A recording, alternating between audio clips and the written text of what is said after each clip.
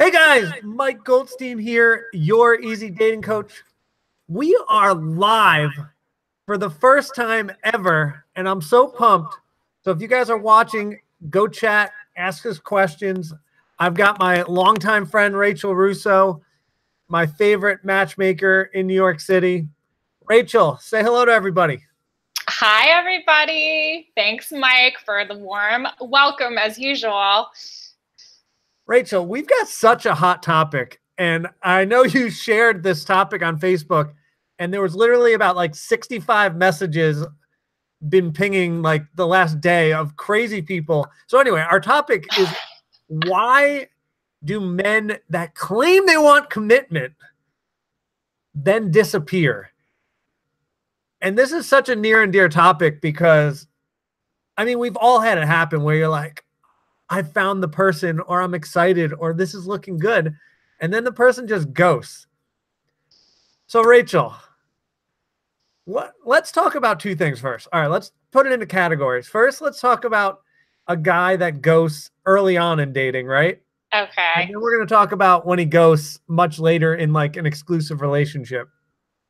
All right, so first few dates, like somewhere between 3 and 8 dates, guy ghosts.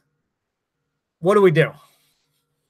Well, I'm glad that we divided it into these two categories because I think perhaps the level of response and emotion will be different for women based on the number of dates and time and everything invested. However, I will say that I don't mean to minimize the impact of someone who ghosted after just a couple dates, because it could have a big impact. So you don't have to be in an entire relationship to feel ghosted and to feel stressed or anxious or depressed or whatever about it. So how do we respond? The first category, that's the $1 million question. Do we even need to respond? What do you think, Mike? I know I'm supposed to be answering this here. And my thoughts are sometimes that no response back from a guy says everything. Like, that's the answer. Like, actions speak louder than words. So when you get no response, do you need to respond? My thoughts are a lot of times you don't, and you just do nothing. Well, hold on. So you and I are always talking about men chasing, right? Yes. So the man's chasing, right? And then you're on date, like between date 6 and 7, and all of a sudden he disappears. So that means, you know, he's supposed to be texting you, calling you, whatever, right? And he does nothing. So then what is the reaction of the woman? Bye. Peace out, dude. That's my reaction.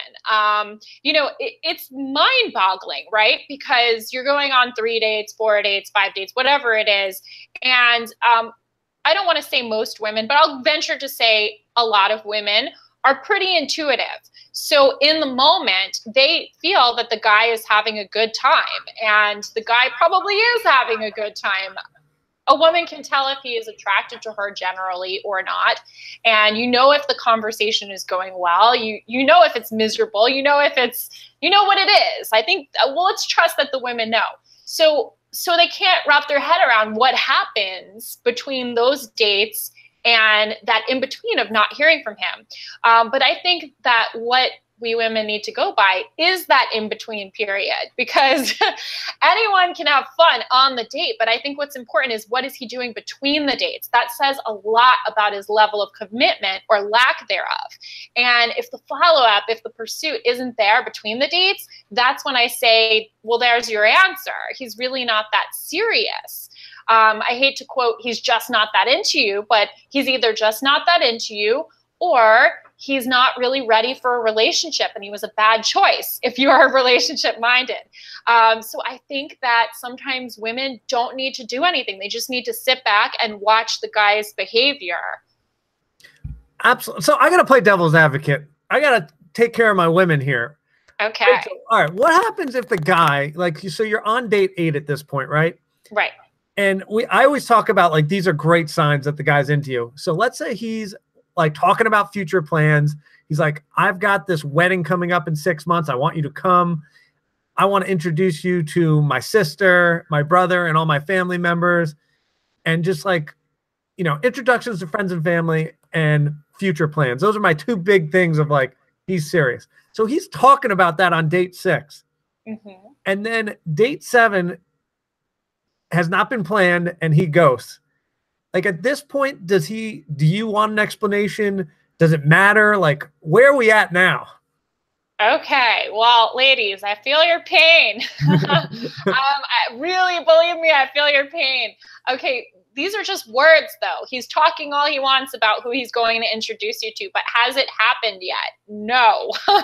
Do not believe a man's words. Only believe a man's actions. So, you know, it comes to that question. Women, certainly in a situation like that, are totally entitled to want to feel something, some kind of closure. Like if this guy who was so serious that's talking about introducing to the family just like poof, ghosts and is gone, the first response from any woman would probably be like, why haven't I heard from him? What's going on?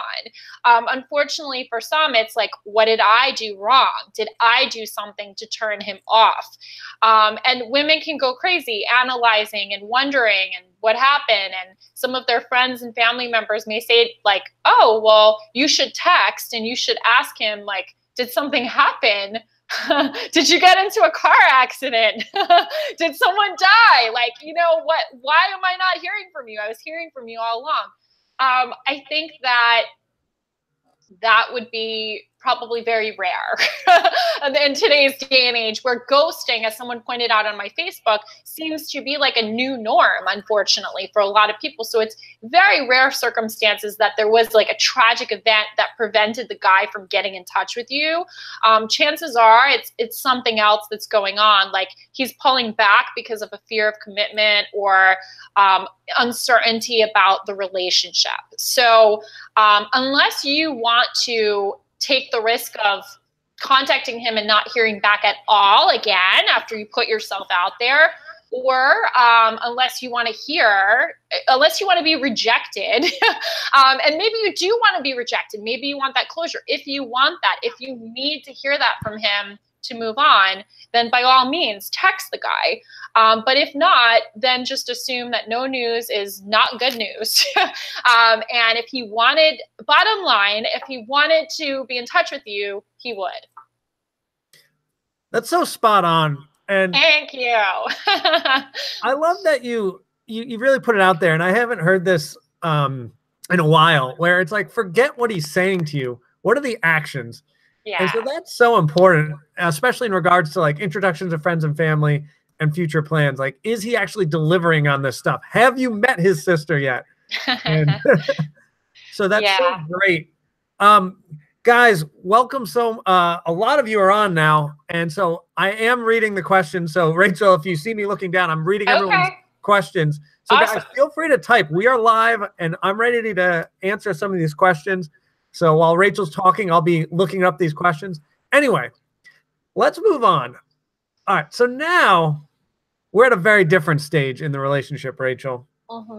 We've got, maybe you've been dating for a year, maybe 2, 3 years, and now the guy's going distant and maybe even disappearing. And maybe you don't even hear from him. Like, you're used to talking or texting every day, or maybe even live together, and all of a sudden he's very distant and disappearing. Now he disappears. What do you do? What's going on here? Okay, so if I were to put myself in the shoes of a woman in this situation, I know I'd feel a little different, because at this point, you know this person really well. You've shared a lot with this person, and your level of anger, of frustration, of upset is probably going to be pretty high. And you may be in touch with this guy normally. This is your boyfriend, presuming, like every day. You may be texting him multiple times a day. So for this to just stop, I think the normal response is you're going to want to do something, right? And in this case, I say, like, there needs to be an explanation. I'm sorry. Like, this is not a random person. This is someone that you slept with, that you introduced, like you buy them gifts. Maybe you travel together. Like, you're in a relationship now. This is a full-blown relationship. So my advice is actually to not respond as quickly as you want to. to this ghosting. So say a week passes by, 2 weeks pass by, 3 weeks pass by, you're probably like boiling, because the longer the time goes, you know, you haven't heard from the guy. You're like, what the hell's going on? Like, this jerk, he can't even like tell me, he's not even a real man. I know. So I would suggest writing down your feelings. Like, I'm a big writer. I journal. I actually have personally done this. I disclosed on my Facebook, I have been ghosted, unfortunately, by someone that I dated for like 6 months. So I could relate to this. And what I did, I will tell you exactly what I did that has helped me. And it's writing. So I wrote stuff out. I journaled like exactly how I felt, what I wanted to say to him, kind of like a letter never sent type of thing. And then I went so far as there's something about putting it in your phone. Just like write a note to self, text it to yourself. It makes it more real, like what you want to say to him, like the text message. But don't send it to him. Send it to yourself. Don't send the letter to him. Send it to yourself at this point. And give it some time. Give it like a day or two and then revisit it. And the first draft of it is probably going to be pretty angry for most of the women. And then you go back and you revise and you write a second version, maybe even a third version. And at that point, if you still haven't heard from the guy and you want to send it, then okay, like just make sure you get your true feelings of what you really want to say. And you have to let go of expectations and not think of the worst case scenario, not be attached to the outcome. Like, what if you don't hear from him at all? Like, then these are your last words and you have to be okay with those as last words. I find that like extremely effective. I've done it and I've helped clients to do it and it works. I love that. That's such a good strategy. And I've actually done that myself in relationships as well. And it's, you know, as men, we get angry as well. And so taking that time to write it all down, take a few days, decompress. Yes. Now, let's say this guy does disappear for a full week. Do we then reach out to him and say like, hey, do you want to talk? Or what are you thinking in terms of process? Okay. So personally, I never reach out. I practice what I preach here. If you ghosted me and you don't want me in your life, then bye. Those are my thoughts. I am not going to chase after you. I don't believe that women should ever chase after men. I really don't. I know that some will say that they've gone on to get married and they've had relationships. If they don't mind the dynamic where the woman is in a masculine, aggressive energy, then this advice doesn't apply. If you're a woman listening to this and you don't mind, then go ahead, chase. But if you're a more feminine energy, like I would say, that's what I resonate with, and a lot of the females do as well, then don't chase. Just let the person walk away. And if he wants you back, he will come back. And I know this from experience because the people that have ghosted me, the one person, maybe two who have ghosted me, both came back. And that's because I did absolutely nothing. I never sent those messages to them. And I think that's the best way if you're going to ask me, you know, how to actually get someone back. Well, if you want them back, just back off. All Give right, them so space. Men need space to realize they're an idiot. Yep. I mean, you're so spot on. Like, we definitely need time. And if that person is the person for us, we're going to come to that realization and we're going to be like, oh, crap, I better go fix this immediately. And this is from a guy, so I know how we work, absolutely. But what about this? So let's say the guy disappears and it's clearly a full-blown breakup and this thing's not salvageable. And he's trying to just exit.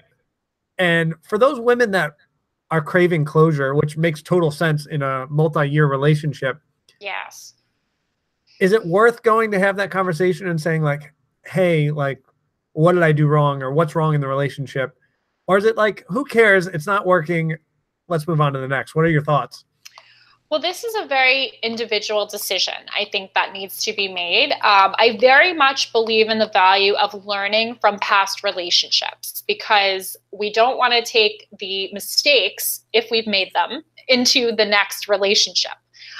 Sometimes women may feel that they were ghosted and they actually didn't make any mistakes. And, you know, I find it hard to say because a relationship is two people. So maybe there was something that could have been done a little better. But sometimes, like, for the sake of this argument, let's say it's all the guy.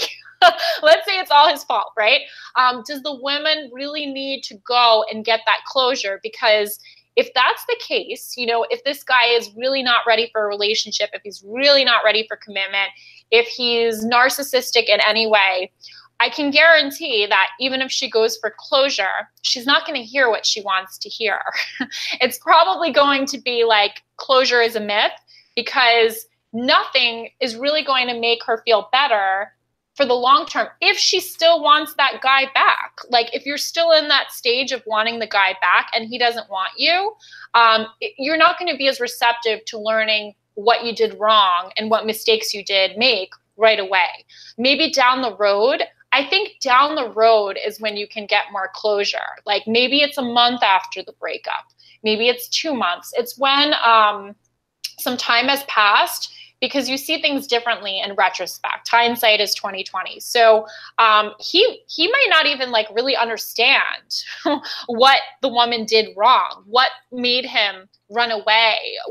He doesn't necessarily know if it's him, if it's her, and hasn't fully processed it when he's still like in that state.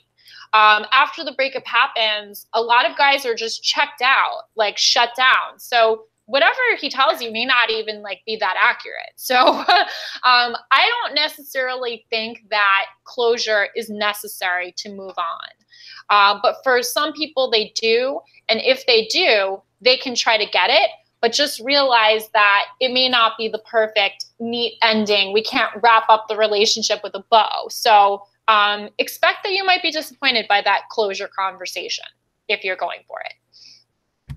Yes. I love that answer. That's so brilliant. We're going to get to the questions that you guys have in 2 seconds, I promise.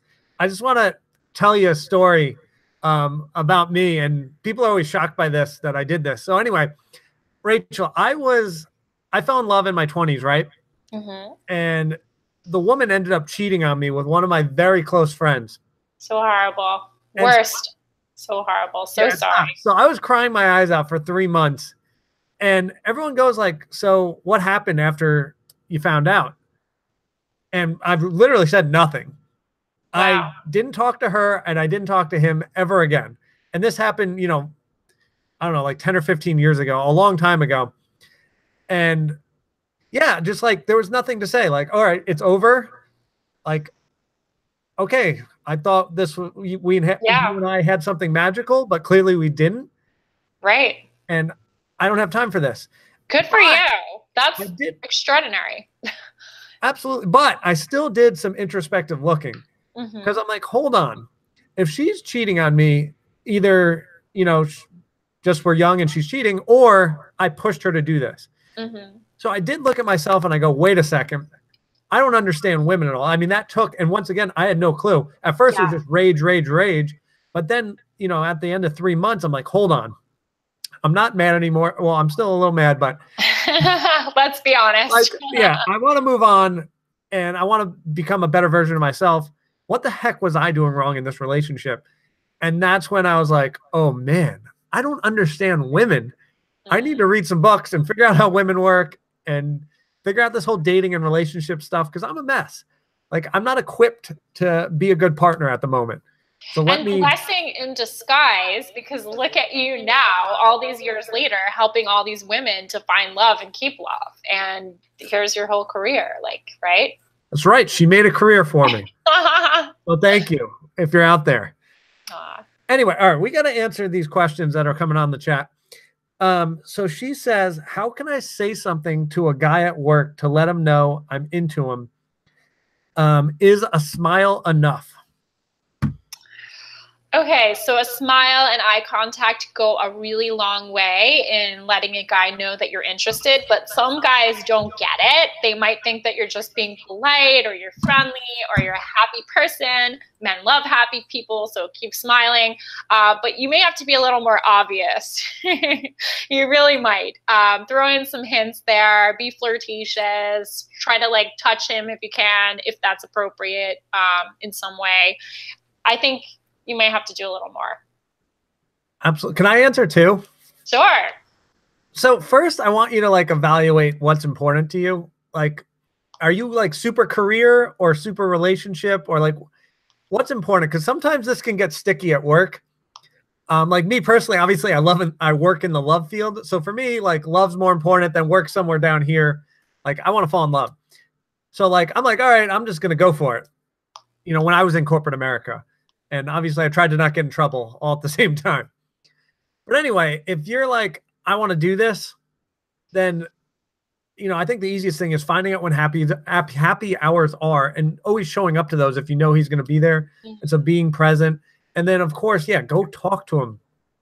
Like start getting to know him, finding out if you're interested. And yeah, absolutely. Just go talk. And then hopefully, go ahead, Rachel. What do you got? That's really good advice. I mean, I guess we're both in the love industry for a reason, because I would have always, I mean, I didn't work in corporate America, but if I did, I would have went for the guy and realized, okay, I might lose my job. There's always other jobs, but I think it's more rare to find someone that you truly love. So if you think it's worth it and this guy actually has like real relationship potential, then go for it. If you're just like, so about it, then maybe you don't want to risk your job. Absolutely. All right. She is happy with our answer. She said, thank you. Great. You're welcome. All right. We're going to keep moving. Guys, if you have any questions, we're going to come back to these questions like nonstop. So we're happy to answer. But now, back to these guys that are disappearing, Rachel. Okay. Yeah. And so they're still relevant, right? Yeah. Well, so a little bit about Rachel. She's got her psychology degree. So let's talk about how the male brain works. So the man disappearing, like what's going on in his head during this whole process? So the truth is some guys can be very out of sight, out of mind, and they may not be thinking about you as much as you think, especially if they have an attachment style, which is avoidant.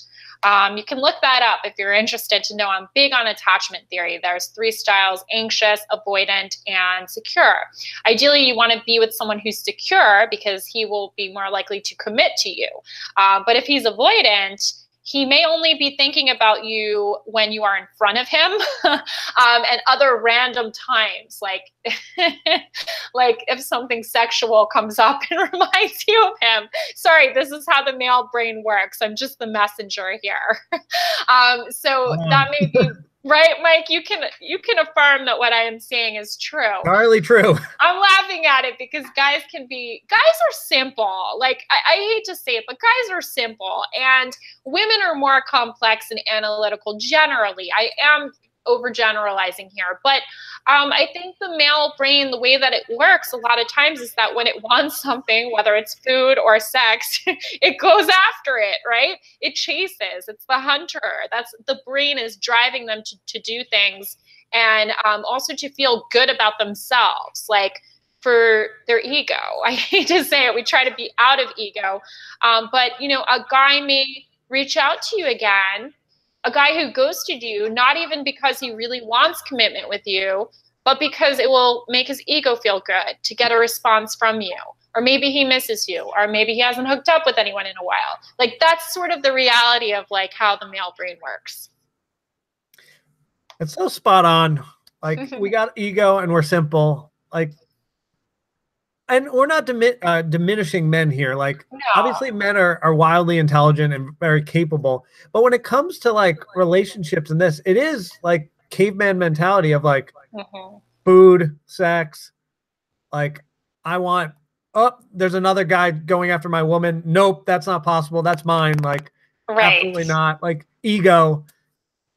I mean, it is what it is. Right, Rachel? Yeah, that's a good way to sum it up for sure. Yeah. All right. So we got the man, simple man. Let's talk about women.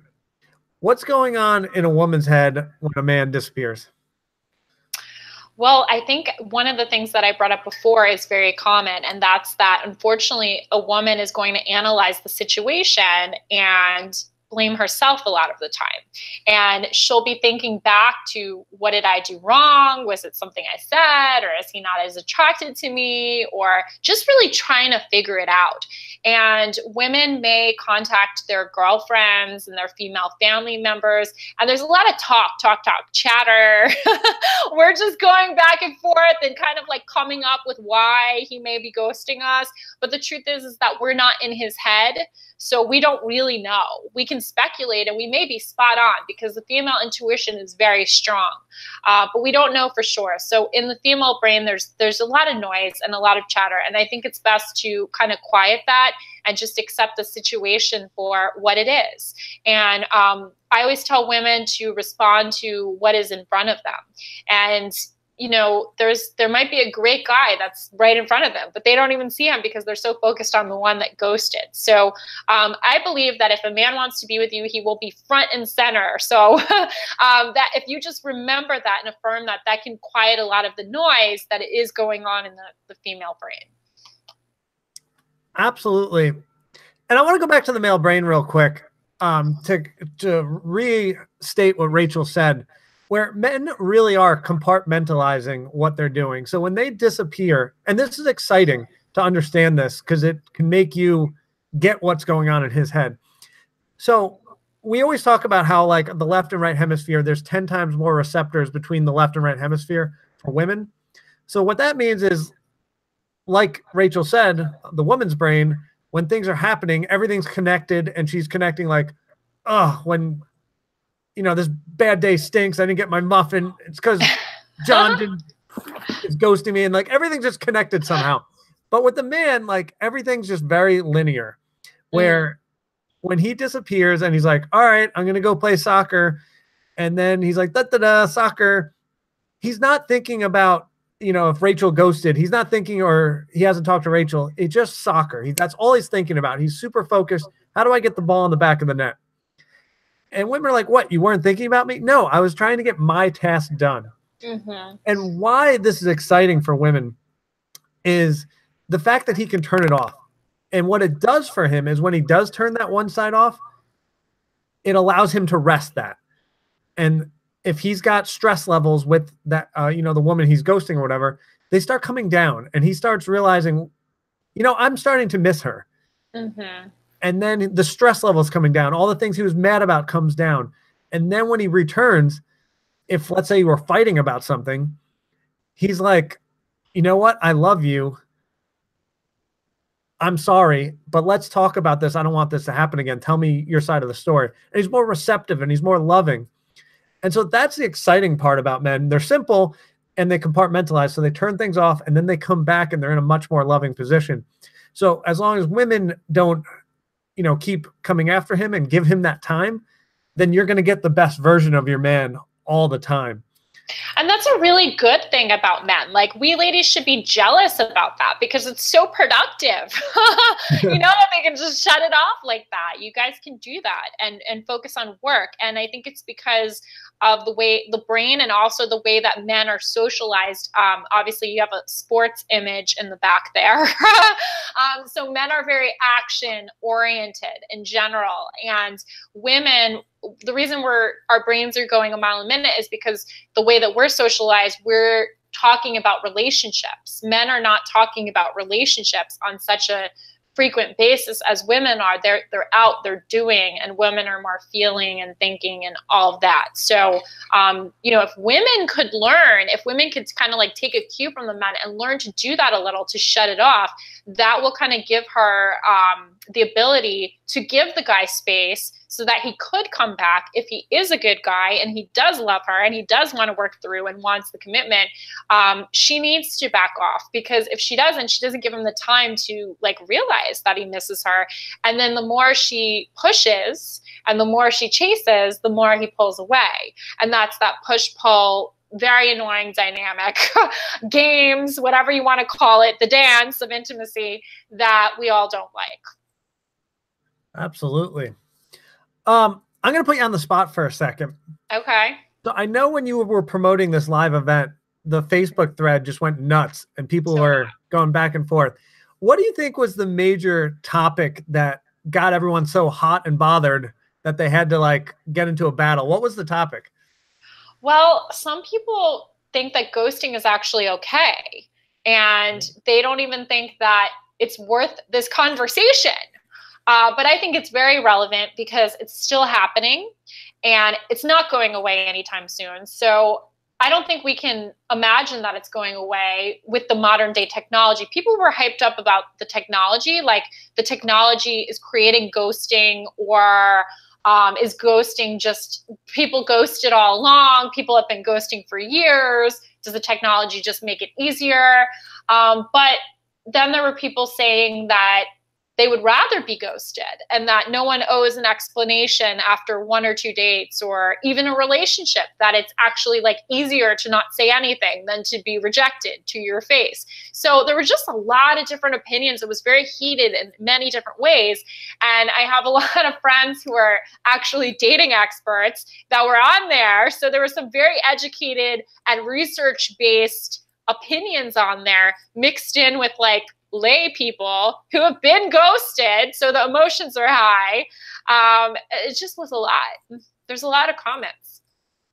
So I'm curious your opinion on this, and maybe you have some data or some facts on this too, but so like people are discussing about like, is ghosting more prevalent now because of the online dating, or was it just as prevalent, you know, in the 1970s, 80s? What do you think about that? Well, I haven't seen any statistics, but my argument, which I shared on Facebook, is that it is certainly, in my opinion, a lot easier to ghost today because of the dating apps, in the sense that they create this mentality where people are disposable. Like, if I don't like you anymore, if you said something within 5 minutes of conversation that turned me off, I'm not going to tell. I mean, I probably would tell you if this was me on a dating app, because I don't ghost. But the average person who is on a dating app may have been ghosted by someone like this, that they will just delete you after 5 minutes of conversation, after 1 date, after 3 dates, they will delete you. They will act like you never existed. That didn't happen before because we weren't even communicating on mobile devices, and we didn't even have dating apps. So I think there was ghosting, but it was kind of a little less harsh because you just simply went out with someone, and then maybe the guy didn't ask you to go out again. But now you're writing messages to him that he either ignores or just deletes you. So it's a little more in your face today. Absolutely. Yeah. So guys, we're live. If you guys have any questions, I'm checking it nonstop, so feel free to write something. All right, so let's move on a little more about the men disappearing, which is so frustrating. How can women be absolutely fantastic in a relationship so that when a man does leave because of a fight or because of whatever, he's coming back for sure? What's the process there? Okay, it's all in the choice of man. Yes. That's what it is. I'm a matchmaker. I've been a matchmaker for 14 years. It's all in the choice of man. You could be the most fantastic woman in the world, but if a guy is not really ready to give you what you need in a relationship, at some point he is going to pull away. And it's not your fault. You just chose wrong. I don't know who it is. One of the dating experts say your picker is off. Well, that's what I think. You know, you chose someone, and maybe this didn't even seem like your fault because, you know, in the beginning, a lot of men may put on sort of an act that they are relationship oriented, that they do want marriage, that they do want kids, that they're ready for commitment, and they're not. So you either missed the red flags, or you saw the red flags and you still decided to give them a chance because love is a gamble, right? So I think that that's really the ultimate problem. You need to make better choices in men. Human behavior is unpredictable. It really is.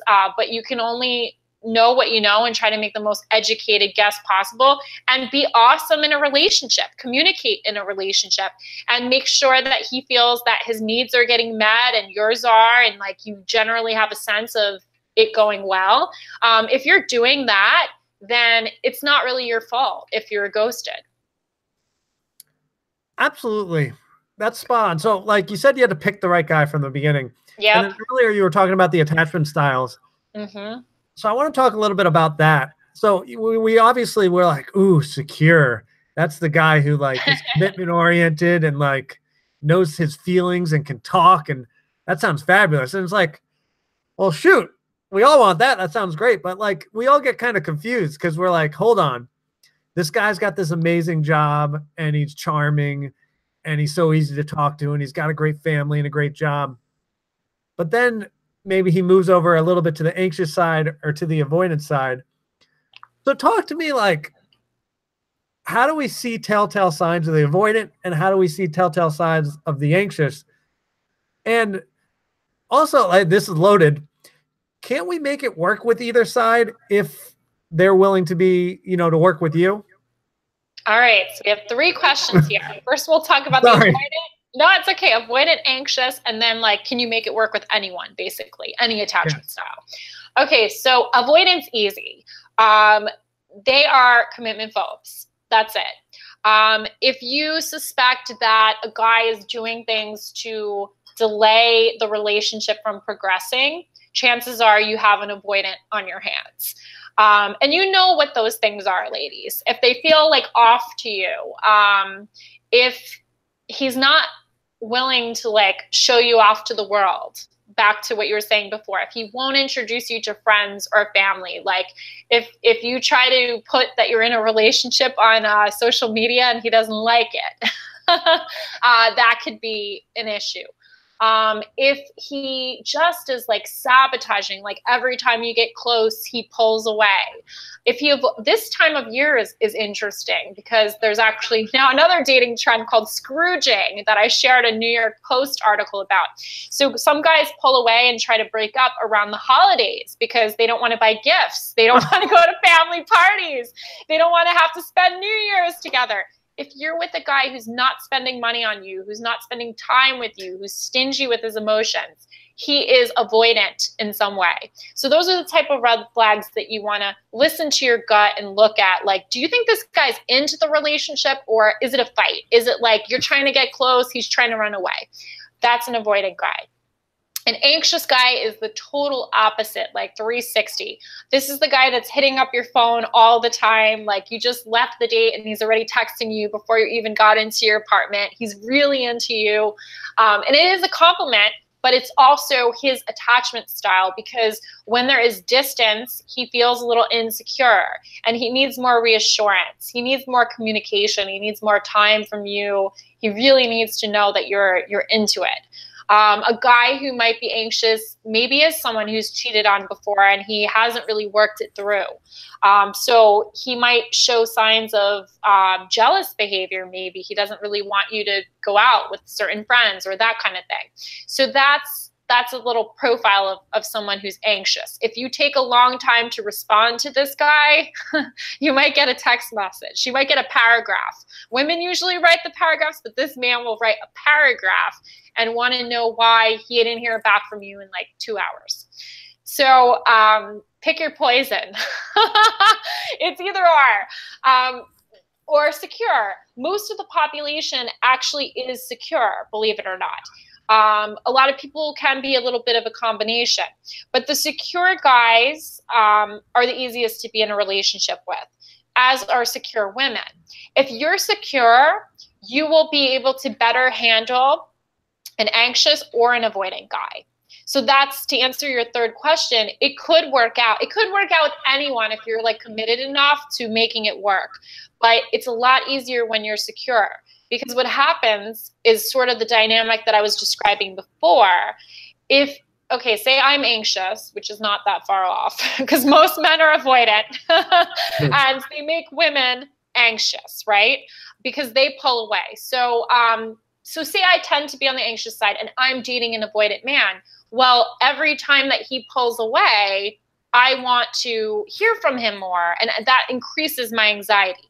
If I am more secure, if I can get in touch with my secure side, then the avoidance won't bother me. And I'll be able to say, okay, let me give him some space. I didn't hear from him today, but I'm sure I'll hear from him tonight. And you're just able to chill and like relax a little bit and not trigger each other. Because obviously these attachment styles are direct opposites. So you have to find that happy medium. And there are ways that everyone can work on being more secure.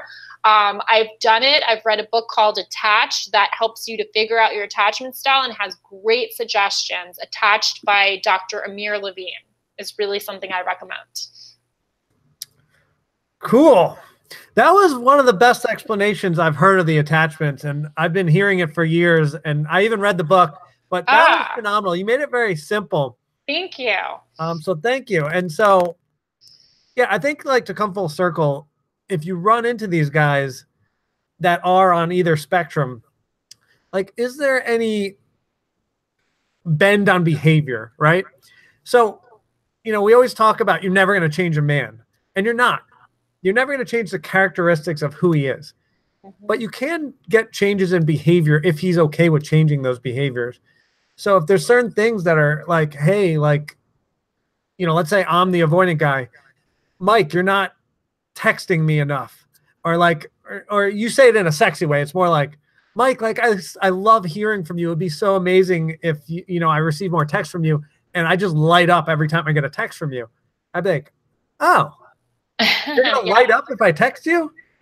I'm gonna do that. I want to, you know, I want you smiling. So I'm changing my behavior. And so maybe I'm not changing the characteristic that I'm a little bit, you know, avoidant, if you will, but I can change some things, and if I'm gonna make the person happy. Does that make sense? Totally. Like, it might not be the guy's natural tendency, but if he knows that it's important to the girl and he's not like a total douche, excuse my language, he will do it because it will ultimately get him what he wants, and it will make him make her happy as well. So I think that that's a really good point there. And for women, it's about not nagging and not saying it in a way that's unappealing, but you kind of have to like sell him on this because it's not his natural tendency. So show him the benefit of it if he does this behavior, and reinforce good behavior like a dog. Like, you need to reinforce good behavior and ignore bad behavior. Yeah, absolutely. I mean, we are like Pavlov's dogs, if you will. And if you tell us a behavior and then all of a sudden we are getting a reward, for example, like I need to text more, and then like, you know, it's just like, oh, Mike, like, thank you so much. Like you made me so happy. I'm like, that's all I had to do? Or like, and then you feel like a hero, right? And that's what like men love. Yeah, I just want to feel like the hero.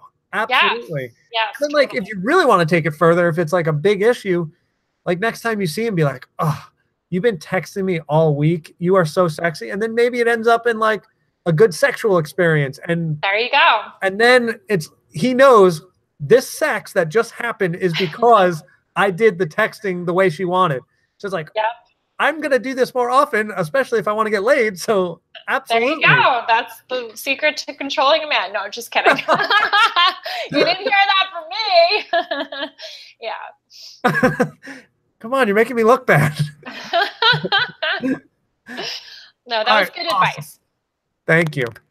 All right, Rachel, around this whole topic, what are your closing, what do you want to give women at this moment? Like, what's the number one piece of advice around this topic for your last thought, if you will? Okay, well, I would like to give women a shot of hope and courage for the new year. I think that this is kind of a negative topic, the idea of ghosting, you know, it's something that's happening, and it is almost to be expected in today's modern day dating scene. But I think that we want to put the thoughts out there and be in the energy of receiving love and receiving good guys coming toward us, because we can manifest that. If you believe in the spiritual principle of that, like whatever you think can happen, really can happen if you think it enough. So if you want to put out there for the new year that you want a guy who's not going to ghost you, you want a guy who's available or secure or loving, whatever, I think you really need to believe that and try to focus on that instead of all of these negative stories about people ghosting and these horrible date experiences. Yes, they happen. They're real. I don't mean to minimize them in any way, but holding on to the negative is not good. And if someone ghosted you and he's not coming back, he does not deserve you. That's not the love that you want or need in your life. So just let it go. You have to make space for a new relationship to come in.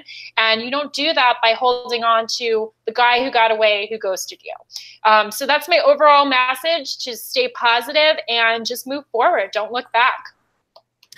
Yes. I love that positivity. Let's go, Rachel. I'm pumped up. It's going to be a good year. I think it is for everyone. Now, yes. Now, guys, obviously, Rachel is amazing. And we've got a few options. We can either stay connected with her on social media and all the videos and blogs and fun stuff she does, or we could even hire her to help you with things. So what I'm going to do, I'm a little disorganized, so it's not there yet. But right after this, I am going to go put her website down into the bio information and the info down there. And so you guys can get to know her and stay in touch. And I'll also put some of my free gifts down there as well. So if you guys want to get some free stuff from me, I got you. So we're going to take care of you. Rachel, as always, you are amazing and give the best advice. So that's why I keep having you on here. I'm glad to be back. You always give the best advice too. I feel like we agree with a lot. We're not that controversial here, but we're on the same page. I know. We argued once, like a year ago, and that was magnificent. I wish we could have that glory again, but one day. We'll get there one day. Yeah, we're going to have like a heated one. Everyone's going to be watching. They'll be like, finally, it happened. Anyway, thank you so much. Like, thanks for coming. Thanks for your time. We really appreciate your advice.